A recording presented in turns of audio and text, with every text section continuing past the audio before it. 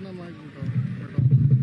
भारत माता की, भारत माता की, भारत माता की, वंदे वंदे वंदे।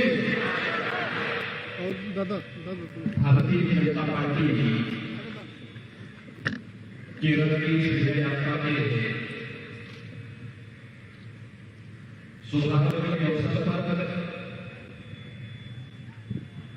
आज के इस कार्यक्रम में जिनका अध्यक्ष होने जा रहा है पूर्व अध्यक्ष बीजेपी केरला श्रीमान के राजशेखर जी, भारतीय जनता पार्टी के स्टेट प्रेसिडेंट श्री के सुरेंद्र जी,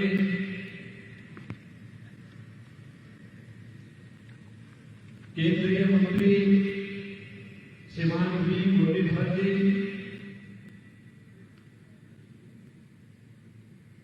मेरे पूर्व मित्र श्री पीसी थॉमस, मंच पर उपस्थित भारतीय जनता पार्टी के सभी वरिष्ठ नेता और पदाधिकारीगण और भारी संख्या में इस विजय यात्रा के कार्यक्रम में उपस्थित केरल के भारतीय जनता पार्टी से जुड़े हुए सभी पदाधिकारी, उपस्थित भाइयों बहनों,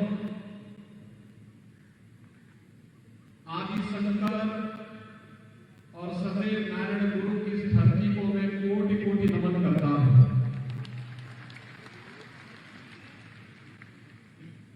केरल की धरती पर हम सबको गौरव की अनुभूति होती है, क्योंकि पूरे भारत की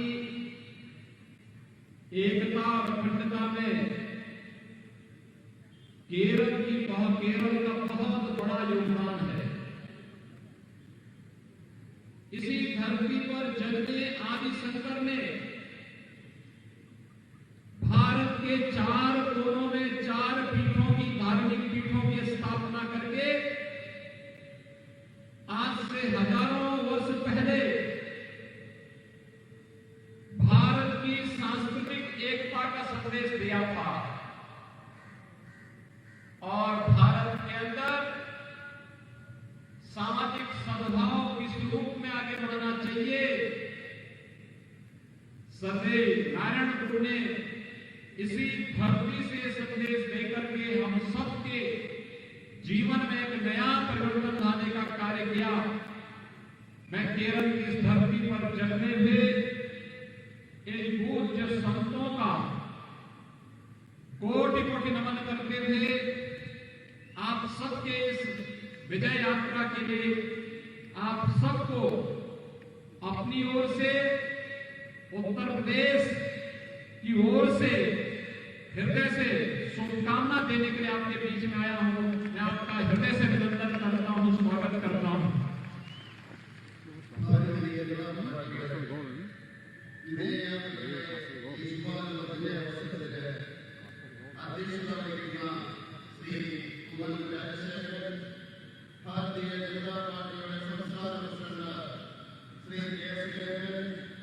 केंद्रीय मंत्री श्री वी मुरलीधरन,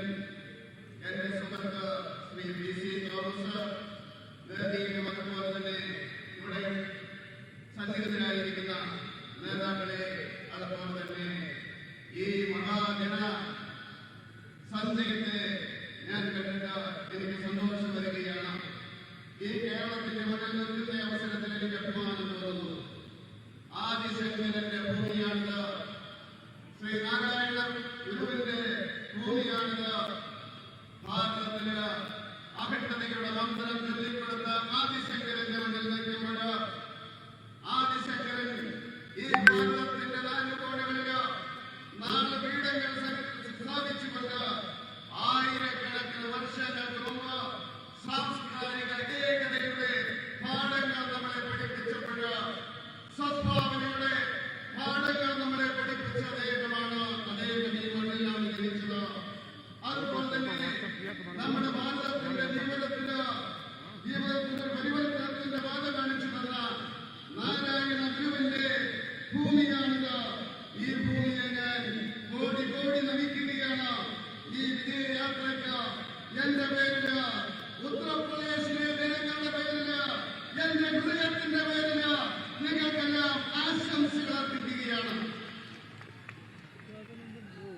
भाइयों बहनों,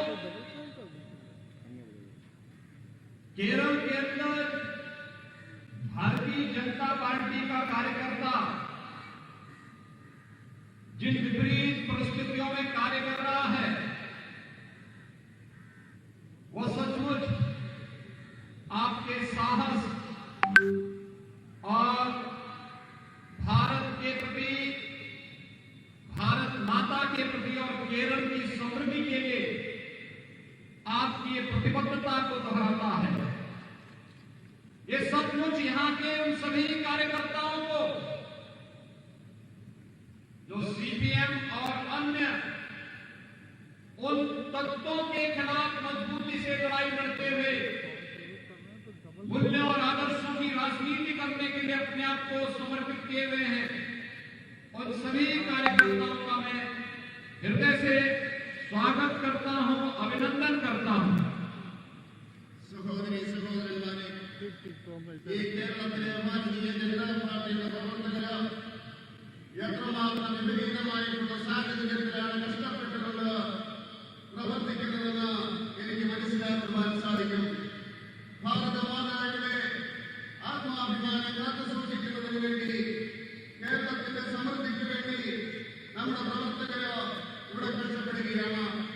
അതുപോലെ തന്നെ സിപിഎം പോലുള്ള രാഷ്ട്രീയ കക്ഷികള് കേരളത്തിലെ ഭാരതീയ ജനതാ പാർട്ടിയുടെ പ്രവർത്തകരെ അവർ ക്രൂരമായിട്ടാണ് നേരിടുന്നത്. തത്വത്തിന്റെ അടിസ്ഥാനത്തില്, മൂല്യത്തിന്റെ അടിസ്ഥാനത്തില്, ആദർശത്തിന്റെ അടിസ്ഥാനത്തില് ഇവിടെ പ്രവർത്തിക്കുന്ന പ്രവർത്തകരെ എന്റെ ഹൃദയത്തിന്റെ വാർഷികത ഞാൻ നിങ്ങളെ ആദരിക്കുകയാണ്, ആശംസിക്കുകയാണ്. भाइयों बहनों,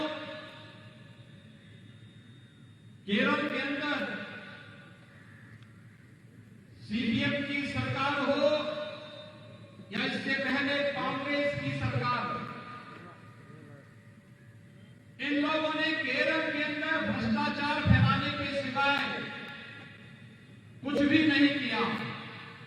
जनभावनाओं के साथ खिलवाड़ करना, यहां पर केरल की धरती को अव्यवस्था और अराजकता का शिकार अपने राजनीतिक स्वार्थों के लिए इनके द्वारा किया जा रहा है।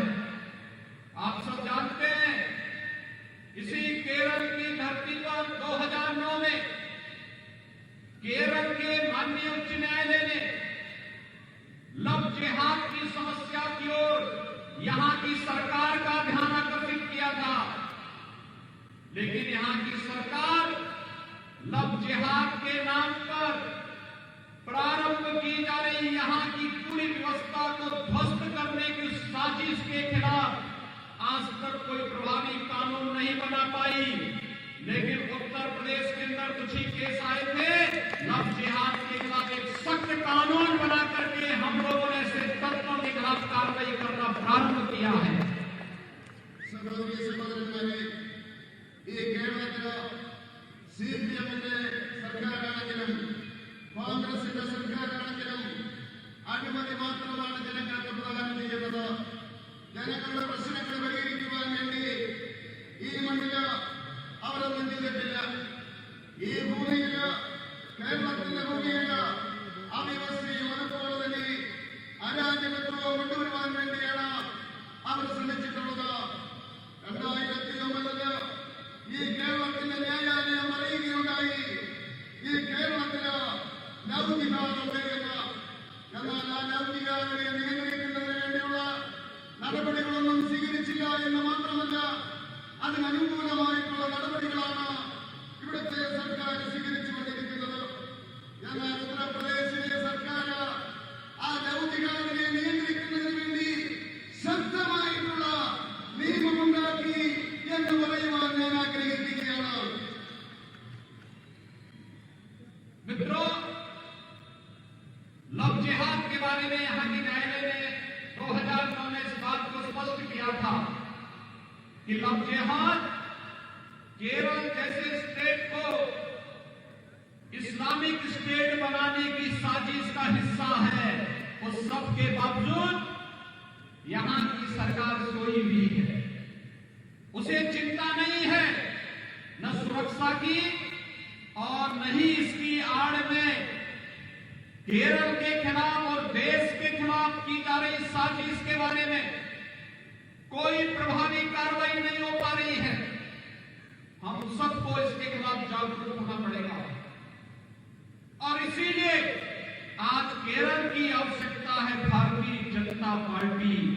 भारतीय जनता पार्टी न केवल आपको समृद्धि का बल्कि प्रत्येक नागरिक को बिना भेदभाव के सुरक्षा की गारंटी भी दे सकती है।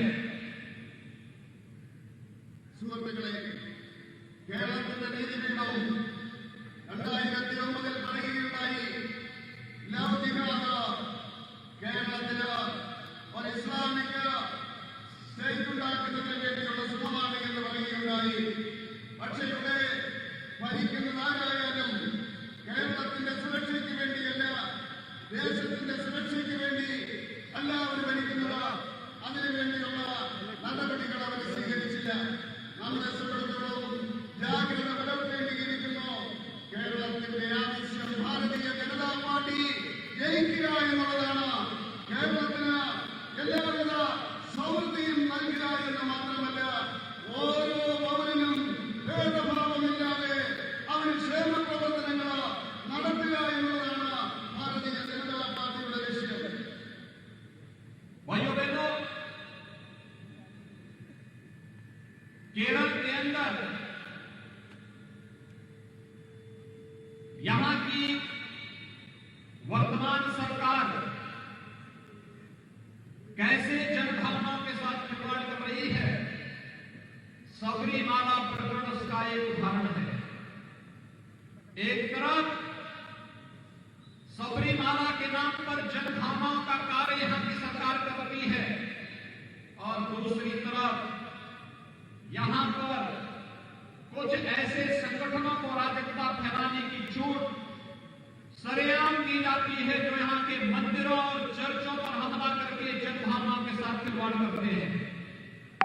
आप सब जानते हैं केरल जैसे स्टेट में अगर जब सत्ता के संरक्षण में इस प्रकार की अराजकता फैलेगी तो स्वाभाविक रूप से ऐसे तत्वों के दुस्साहस बढ़ेंगे जिन्होंने अभी हाल ही में अपनी एक रैली के माध्यम से राष्ट्रीय स्वयंसेवक संघ के बारे में किस प्रकार की एक पोस्टरबाजी की थी।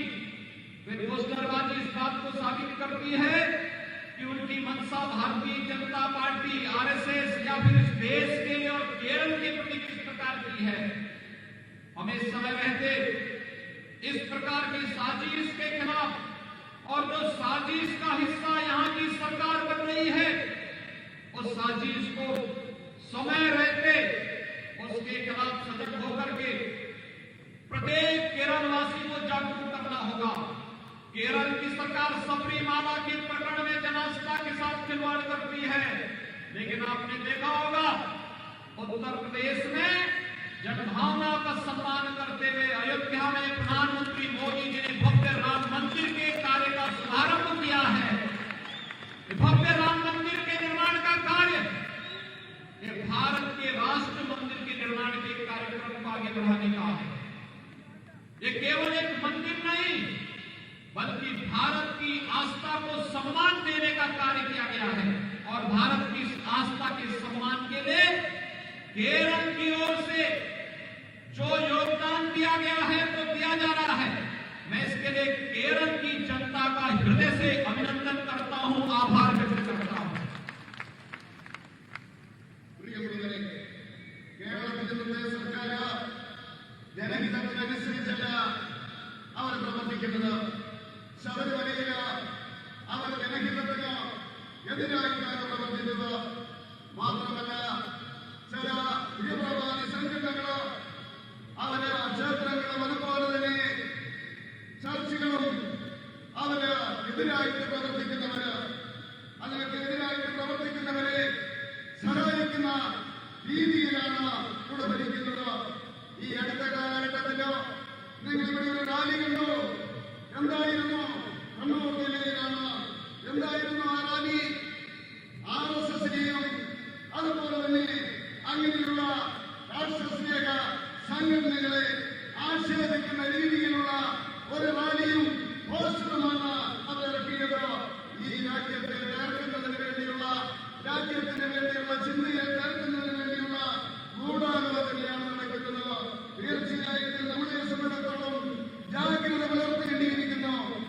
രാജ്യത്തിന് വേണ്ടി ജാഗ്രത പുലർത്തേണ്ടിയിരിക്കുന്നു. ശബരിമലയില് അവര് ഇവിടുത്തെ സർക്കാർ ജനഹിതത്തിനെതിരായിട്ട് വിശ്വാസികളുടെ വിശ്വാസത്തിന് എതിരായിട്ടാണ് പ്രവർത്തിച്ചതെങ്കിൽ നിങ്ങൾ നോക്കൂ, ഉത്തർപ്രദേശില് മോഡി രാമമന്ദിരത്തിന്റെ ശിലാസ്ഥാപനം സ്ഥാപിച്ചിരിക്കുകയാണ്. രാമമന്ദിരം എന്ന് പറയുന്നത് അത് തീർച്ചയായിട്ടും രാഷ്ട്രമന്ദിരമാണ്. ഈ രാജ്യത്തിന്റെ മന്ദിരമായിട്ട് മാറിയിരിക്കുകയാണ്. അതിനുവേണ്ടി ഈ കേരളത്തിലെ ജനത നൽകുന്ന സംഭാവനയ്ക്ക് സഹായത്തിന് ഞാൻ ഹൃദയത്തിന്റെ ഭാഷയില് കേരളത്തിലെ ജനങ്ങളോട് ഞാൻ നന്ദി പറയുകയാണ്. भाइयों बहनों, सीपीएम की केरल की सरकार ने केवल यहां की जनता की भावनाओं के साथ खिलवाड़ करने का ही काम नहीं किया, बल्कि यहां भी आपस में बांटने का कार्य किया है। और यही कारण है अपने राजनीतिक स्वार्थ के लिए सीपीएम की सरकार यहां पर तमाम ऐसे संगठनों को अराजकता फैलाने की खुली छूट दे रही है, जो न केवल सुरक्षा के लिए बल्कि एकता और अखंडता के लिए भी गंभीर चुनौती प्रस्तुत कर रहे हैं। दूसरी तरफ यहां पर न केवल उन्होंने मनुष्यों को आपस में बांटा है, बल्कि इस सरकार ने तो बैंकों को भी बांटने का काम किया था। हवाल नाम का एक नया बैंक खोलने की कुछ चेष्टा केरल के अंदर करने का प्रयास इस सरकार की विभाजनकारी मानसिकता को प्रदर्शित करता है। हमें विभाजन नहीं, हमें तो अपनी संस्थाओं को मजबूती के साथ आगे बढ़ाने और उसके माध्यम से प्रत्येक नागरिक के जीवन में खुशहाली लाने का कार्य करना है। आज प्रधानमंत्री मोदी जी के नेतृत्व में पूरे देश के अंदर जो अभियान चला है, सबका साथ, सबका विकास और सबका विश्वास, इस अभियान के साथ जुड़ करके प्रत्येक केरलवासी भी शासन की योजना से लाभान्वित हो सके। यह कार्य भारतीय जनता पार्टी अपने सहयोगी दलों के साथ मिलकर के करेगी और इसे यहाँ के जन जन तक पहुंचाने की आवश्यकता है कि भारतीय जनता पार्टी ही जैसे मोदी जी के नेतृत्व में पूरे देश के अंदर गरीब कल्याण की योजनाओं को, नौजवानों के लिए योजनाओं को, महिलाओं के लिए की जाने वाली तमाम प्रकार के कार्यक्रमों को लेकर के आगे बढ़ रही है। वही कार्य केरल के अंदर भी होना चाहिए और केरल के अंदर भारतीय जनता पार्टी ही इस कार्य को आगे बढ़ाएगी। इसके लिए आज आप सबका आह्वान करने के लिए मैं आपके बीच यहां पर उपस्थित हुआ हूं। സഹോദരി സഹോദരന്മാരെ, സിപിഎമ്മിന്റെ ഭരണം കേരളത്തിലെ ജനവികാരവുമായിട്ട് അവരെല്ലാം ഏറ്റുമുട്ടുകയാണ്. ഈ അവസരത്തിൽ അവർ ജനങ്ങളെ വിഭജിക്കുന്നതിന് വേണ്ടിയുള്ള രാഷ്ട്രീയമാണ് കളിക്കുന്നത്. ഇവിടുത്തെ തീവ്രവാദി സംഘടനകൾക്ക് അവരെ സഹായം കൊടുത്തുകൊണ്ട് ഇവിടെ അരാജകത്വം ഉണ്ടാക്കുകയാണ്. ഏകതയ്ക്കും അഹിംസയ്ക്കും എതിരായിട്ട് അവർ പ്രവർത്തിച്ചുകൊണ്ടിരിക്കുകയാണ്. ഇവിടുത്തെ ജനങ്ങളെ വിഭജിക്കുവാൻ വേണ്ടി അവർ ശ്രമിച്ചുകൊണ്ടിരിക്കുന്നു. ജനങ്ങളെ വിഭജിക്കുക മാത്രമല്ല, ബാങ്കുകളെ അവർ വിഭജിക്കുന്നു. ഹലാൽ ബാങ്ക് എന്ന് പറഞ്ഞുകൊണ്ട് ഒരു ബാങ്ക് ഇവിടെ സ്ഥാപിക്കുവാൻ വേണ്ടി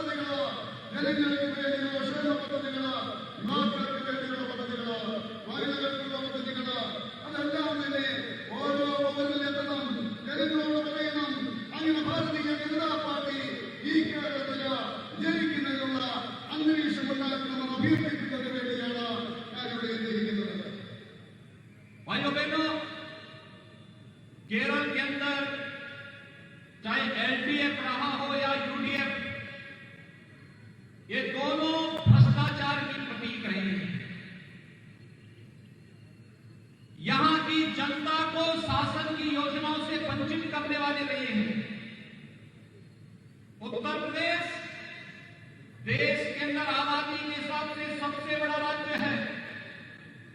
24 करोड़ की आबादी उत्तर प्रदेश में निवास करती है और उस 24 करोड़ की आबादी में आपने देखा होगा कोरोना प्रबंधन किस रूप में होता है।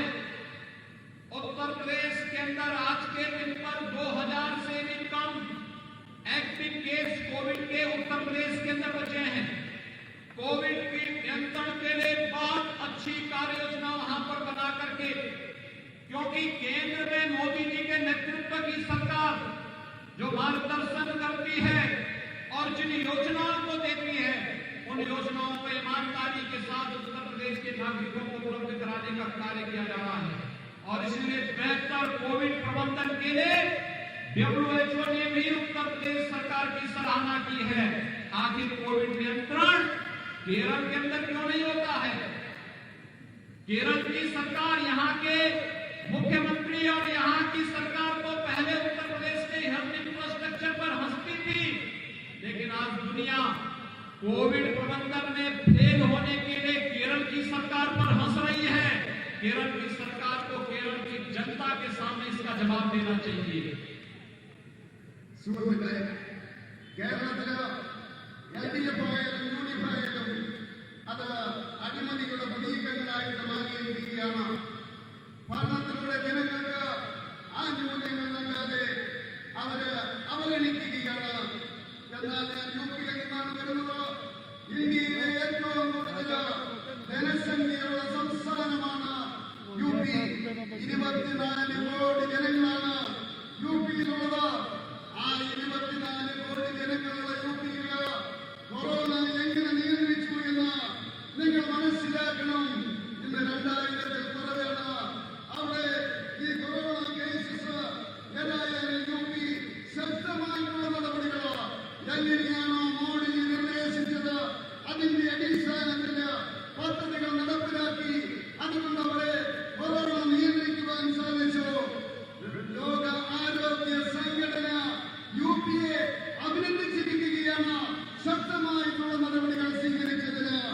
എന്തുകൊണ്ട് കേരളത്തിലെ സർക്കാരിന് നിയന്ത്രിക്കാൻ സാധിക്കുന്നില്ല? ഒരു കാലഘട്ടത്തിൽ കേരളത്തിലെ മുഖ്യമന്ത്രി യുപിയുടെ കാര്യം പറഞ്ഞ് ചിരിക്കുമായിരുന്നു. ഇന്ന് ലോകം മുഴുവൻ കേരളത്തിലെ സർക്കാരിന്റെ പരാജയം ചൂണ്ടിക്കാണിച്ചുകൊണ്ട് ചിരിക്കുകയാണ്. അങ്ങനെ ഈ സർക്കാർ പരാജയപ്പെട്ടിരിക്കുകയാണ് കോവിഡ് നിയന്ത്രിക്കുന്ന കാര്യത്തില്. केरल के अंदर यहाँ का युवा यहाँ पर ईमानदारी से नौकरी न मिलने के कारण केरल से पलायन करने के लिए मजबूर हो रहा है। और उत्तर प्रदेश में 4 वर्ष में 4 लाख नौजवानों को सरकारी नौकरी पूरी पारदर्शी ईमानदारी के साथ उत्तर प्रदेश सरकार ने उपलब्ध करवाई है। केरल की बहुत सारी बहनें तो उत्तर प्रदेश के अंदर भी वहां पे शासकीय सेवा में भी और निजी क्षेत्र की सेवा में भी कार्य कर रही हैं। कहीं कोई समस्या उनके सामने नहीं है। यही नहीं, निजी क्षेत्र में भी भारी पैमाने पर निवेश को उत्तर प्रदेश के अंदर आमंत्रित किया गया है। और केंद्र सरकार की मदद से उत्तर प्रदेश में वर्तमान में 30 नए मेडिकल कॉलेज बनाए जा रहे हैं। 40 लाख गरीबों को एक आवास उपलब्ध कराया गया है। 1,38,00,000 से अधिक लोगों को विद्युत का कनेक्शन उपलब्ध करवाया गया है। 2,61,00,000 से अधिक लोगों के लिए स्वयं उनके टॉयलेट उपलब्ध कराए गए हैं। और यही नहीं, आयुष्मान भारत के अंदर उत्तर प्रदेश के लगभग 10 करोड़ लोगों को हम लोगों ने 5 लाख रुपए की स्वास्थ्य बीमा का कवर देने का काम भी उत्तर प्रदेश के अंदर उपलब्ध किया है। आखिर केरल के अंदर इन योजनाओं का लाभ केरल की जनता को क्यों नहीं मिल पा रहा है? क्योंकि केरल की सरकार रुचि नहीं लेती, उसकी इन योजनाओं में रुचि भी नहीं। आपके सामने उदाहरण है जल जीवन मिशन का।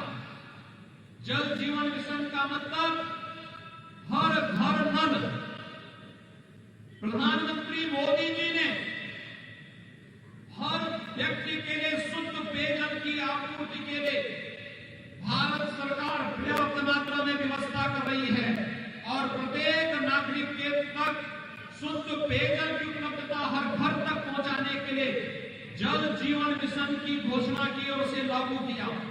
लेकिन केरल की सरकार एक तो समयबद्ध ढंग से इस योजना को लागू नहीं कर पा रही है और दूसरा इस योजना को भी अपने नाम पर चस्पा करके जबरन इसका श्रेय लेने का प्रयास कर रही है। यानी आवास भी नहीं देगी गरीबों को, गरीबों का शौचालय भी नहीं बनाएगी, आयुष्मान भारत का लाभ भी गरीबों को नहीं उपलब्ध होगा। और अगर कोई योजना केंद्र सरकार के द्वारा मोदी जी के द्वारा प्रत्येक नागरिक के लिए उपलब्ध कराई जाती है तो इस योजना में भी मोदी जी और केंद्र सरकार का नाम कटवाने का प्रयास होता है। पैसा तो देते हैं लेकिन योजनाओं के नाम साथ प्रधानमंत्री जी और केंद्र सरकार का नाम जोड़ने में संकोच होता है। भाइयों बहनों, हमें केरल सरकार की वास्तविकता को समझने का प्रयास करना चाहिए। इनका विकास में नहीं, केरल के विकास में नहीं, केरल के नागरिकों के उत्थान में नहीं, बल्कि केवल सीपीएम के कैडर के विकास में इनकी रुचि है और सीपीएम के कैडर के विकास के लिए केरल की जनता के साथ धोखा बंद होना चाहिए और यही आह्वान करने के लिए आज आपके बीच में हम लोग आए हैं। പ്രിയമുള്ളവരെ, കേരളത്തിലെ യുവാക്കൾ ജോലി കിട്ടാതെ വിഷമിക്കുകയാണ്, ഇന്ന് സമരം ചെയ്യുകയാണ്. പക്ഷേ ഞാൻ പറയാൻ ആഗ്രഹിക്കുന്നു, യുപിയിൽ കഴിഞ്ഞ 4 വർഷം കൊണ്ട് 4 ലക്ഷം തൊഴിലില്ലാത്ത ചെറുപ്പക്കാർക്ക് ജോലി കൊടുക്കുവാൻ സാധിച്ചു. കേരളത്തിലെ അനേകം സഹോദരി സഹോദരന്മാര് യുപിയിൽ ജോലി ചെയ്യുന്നുണ്ട്. സർക്കാരിന്റെ കീഴിലുള്ള ആരോഗ്യ സ്ഥാപനങ്ങളുടെ അതുപോലെ തന്നെ പ്രൈവറ്റ് സ്ഥാപനങ്ങളിലും ജോലി ചെയ്യുന്നുണ്ട്. അവരെ സംബന്ധിച്ചിടത്തോളം ഒരു പ്രശ്നവുമില്ല. ആ പ്രൈവറ്റ് ആയിട്ടുള്ള സ്ഥാപനങ്ങളിലും അവർക്ക് നല്ല രീതിയിലുള്ള പരിഗണന കിട്ടുന്നുണ്ട് എന്ന് സംസ്ഥാന സർക്കാർ ഉറപ്പുവരുത്തുന്നു. മാത്രമല്ല, കേന്ദ്ര സർക്കാരിന്റെ സഹായത്തോടുകൂടി യുപിയില് 30 മെഡിക്കൽ കോളേജുകളാണ് ഈ കഴിഞ്ഞ വർഷങ്ങളിൽ സ്ഥാപിച്ചത്. പാവപ്പെട്ടവർക്ക് 40 ലക്ഷം വീടുകൾ കൊടുത്തു. സൗജന്യമായിട്ട് വൈദ്യുതി 1,38 ലക്ഷം പേർക്കാണ് കൊടുത്തത്. 2 കോടി ജനങ്ങൾക്ക് ടോയ്ലറ്റ് കൊടുത്തു. അതുപോലെ ആയുഷ്മാൻ ഭാരത് 5 ലക്ഷം രൂപയുടെ ഇൻഷുറൻസ് 10 കോടി വീടുകളിലാണ് കൊടുത്തത്. അങ്ങനെ പദ്ധതികൾ നടപ്പിലാക്കുകയാണ്. പക്ഷേ കേരളത്തിലെ സർക്കാരിന് ഇത് നടപ്പിലാക്കുവാൻ താല്പര്യമില്ല. നിങ്ങൾക്കറിയാം, ഇവിടെ പദ്ധതിയുണ്ട്, ജലജീവൻ പദ്ധതി. എല്ലാ വീടുകളിലും പൈപ്പിലൂടെ കുടിവെള്ളം എത്തിക്കുന്ന പദ്ധതിയാണ്. അത് ഭാരതം മുഴുവൻ നടപ്പിലാക്കുകയാണ്. കേരളത്തിലെ സർക്കാർ അത് സമയത്തിൽ തുടങ്ങിയില്ല. മാത്രമല്ല, അത് വേണ്ട രീതിയിൽ നടപ്പിലാക്കുന്നില്ല. ഈ മോഡി സർക്കാരിന്റെ പദ്ധതികൾ അത് ഭവന നിർമ്മാണ പദ്ധതികളാണെങ്കിലും ആയുഷ്മാൻ ഭാരതിന്റെ പദ്ധതിയായാലും ടോയ്ലറ്റിന്റെ പദ്ധതിയാണെങ്കിലും അവർ നടപ്പിലാക്കാൻ ആഗ്രഹിക്കുന്നില്ല. കേന്ദ്ര സർക്കാരിന്റെ പണം വേണം. പക്ഷേ മോഡിയുടെ പേര് പാടില്ല, കേന്ദ്രത്തിന്റെ പേര് പാടില്ല, പണം മതി എന്നാണ് അവർ പറയുന്നത്. തീർച്ചയായിട്ടും കേരളത്തിലെ ജനങ്ങളെ ഇത് പറഞ്ഞ് നമ്മൾ മനസ്സിലാക്കിക്കണം. ഇവരുടെ സർക്കാർ കേരളത്തിന്റെ വികസനത്തിന് വേണ്ടിയല്ല, ജനങ്ങളുടെ ഉദാഹരണത്തിന് വേണ്ടിയല്ല പരിശ്രമിക്കുന്നത്. സിപിഎം കേരളങ്ങളുടെ വികാസത്തിന് വേണ്ടിയാണ്, അവരുടെ ലക്ഷ്യത്തിന് വേണ്ടി മാത്രം പ്രവർത്തിക്കുന്ന ഒരു സർക്കാരാണ്. അല്ലാതെ ഭേദഭാവമില്ലാതെ ബിജെപിയുടെ സർക്കാരിനെ പോലെ ഓരോ പൗരന്മാർക്കും ക്ഷേമ പദ്ധതികൾ നടപ്പിലാക്കുന്ന സർക്കാരിനായി പറയുവാൻ ഞാൻ ആഗ്രഹിക്കുകയാണ്. भाइयों बहनों, शुरुआत अच्छी होती है तो अंत भी बहुत अच्छा होता है।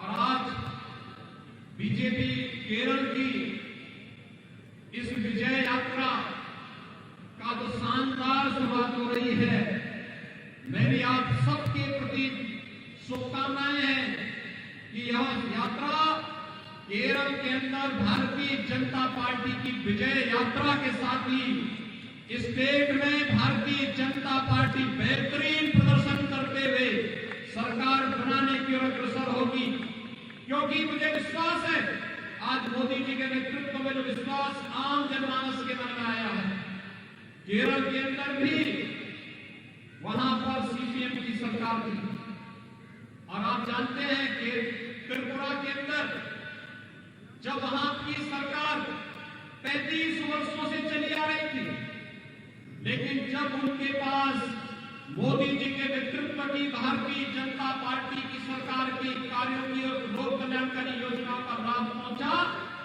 तो उन्हें वास्तविकता की जानकारी हुई।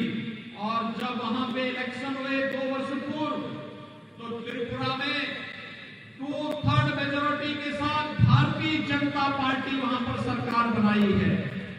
आज नॉर्थ ईस्ट में त्रिपुरा हो, मणिपुर हो, अरुणाचल हो, असम है, इन सभी राज्यों में भारतीय जनता पार्टी की सरकारें बेहतरीन तरीके से कार्य कर रही है और भारतीय जनता पार्टी विकास के लिए जो कार्य कर ही रही है, साथ साथ अलगाववाद और आतंकवाद पूरी तरह उन क्षेत्रों से समाप्त भी हो गया है। केरल के अंदर भी भारतीय जनता पार्टी के कार्यकर्ताओं ने त्याग और बलिदान का शौर्य और पराक्रम का जो एक नया इतिहास रचा है, इस इतिहास को आगे बढ़ाने की आवश्यकता है और इसके लिए इस विजय यात्रा का शुभारंभ आप सबके लिए शुभ हो। या अपनी पूरी शुभकामना आप सबके प्रति व्यक्त करने के लिए आज मैं विशेष रूप से इस विजय यात्रा के शुभारंभ के अवसर पर यहाँ पर आपके बीच में उपस्थित हुआ हूँ। आप सबके लिए और पूरी यात्रा के लिए, विधानसभा चुनाव के लिए मेरी शुभकामनाएं, उत्तर प्रदेश की शुभकामनाएं और देश की शुभकामनाएं आप सबके प्रति है। इस विश्वास के साथ मैं अपनी वाणी को यहीं पर विराम देता हूं। धन्यवाद। जय हिंद, जय जय श्री राम। സഹോദരി സഹോദരന്മാരെ, തുടക്കം നന്നായി കഴിഞ്ഞാൽ അന്ത്യം വരികെന്നത് നല്ലതായിരിക്കും. അതുകൊണ്ട് ഞാൻ പറയുവാൻ ആഗ്രഹിക്കുകയാണ്, തീർച്ചയായും ഒരു മഹാവിജയമായിട്ട് മാറുമെന്നുള്ള കാര്യത്തിൽ എനിക്ക് യാതൊരു സംശയവുമില്ല. ഈ വിജയയാത്ര കേരളത്തില് ഭാരതീയ ജനതാ പാർട്ടിയുടെ വളർച്ചയുടെ താങ്ങിയായിട്ട് മാറുകയെന്ന് ഞാൻ ആഗ്രഹിക്കുകയാണ്. തീർച്ചയായിട്ടും അങ്ങനെ ഈ ഭാരതീയ ജനതാ പാർട്ടി കേരളത്തിൽ അധികാരത്തിൽ വരുന്ന രീതിയിലേക്ക് ഈ യാത്ര മാറുകയെന്ന് ഞാൻ ആശംസിക്കുന്നു. ഞാൻ പറയുവാൻ ആഗ്രഹിക്കുകയാണ്, 25 വർഷ കാലഘട്ടം CPM ഭരിച്ചതാണ്. അതിന്റെ അടിച്ചമർത്തുകയായിരുന്നു. മോഡിയുടെ സർക്കാർ വന്നു, ജനക്ഷേമ പദ്ധതികള് അവിടുത്തെ ജനങ്ങളെ പറഞ്ഞ് മനസ്സിലാക്കി കഴിഞ്ഞപ്പോൾ അവിടെ മാറ്റമുണ്ടായി. ഇടവകയിൽ നിന്ന് 3 ഭൂരിപക്ഷത്തിന് ഭാരതീയ ജനതാ പാർട്ടിയാണ് ഭരിക്കുന്നത്. നമുക്കറിയാം, വടക്ക് കിഴക്കൻ സംസ്ഥാനങ്ങളില് ത്രിപുരയിലാണെങ്കിലും മണിപ്പൂരിലാണെങ്കിലും ആസാമിലാണെങ്കിലും എല്ലാം തന്നെ ഭാരതീയ ജനതാ പാർട്ടിയാണ് ഇന്ന് ഭരിച്ചുകൊണ്ടിരിക്കുന്നത്. അങ്ങനെ വികസനത്തിൻ്റെതായിട്ടുള്ള ഒരു വികാരം ജനങ്ങളിൽ ഉണ്ടാക്കിയിരിക്കുന്നു. അത് തീർച്ചയായിട്ടും ഇവരുണ്ടാക്കുന്ന ശ്രമിക്കുന്നത് വിഭജനത്തിന്റെ വികാരമാണ്. അതുപോലെ തന്നെ ഭീകരവാദത്തിന്റെ വികാരമെന്ന് അതിനെ നമ്മൾ നടത്തിയിരിക്കുന്നു. बैठेंगे नारियल तोड़ेंगे।